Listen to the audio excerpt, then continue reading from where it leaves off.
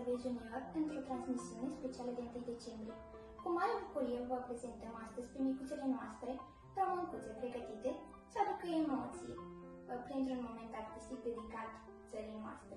Rămâneți alături de noi. Urmează momente cu un puternic impact emoțional.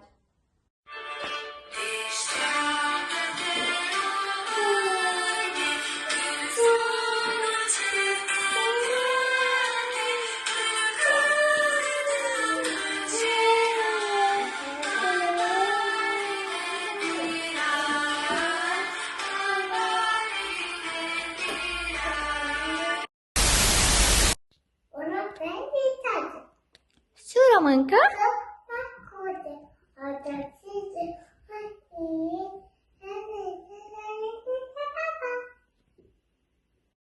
Sunt?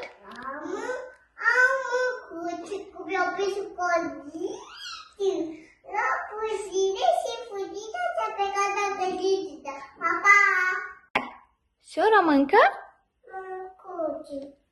Cu? Mi-am pus. Sură mâncă?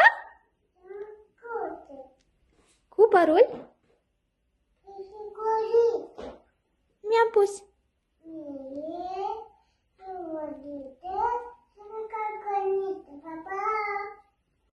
Sură mâncă? Cu părul? Mi-am pus. Și? Și-am plecat? Pa? Pa, pa!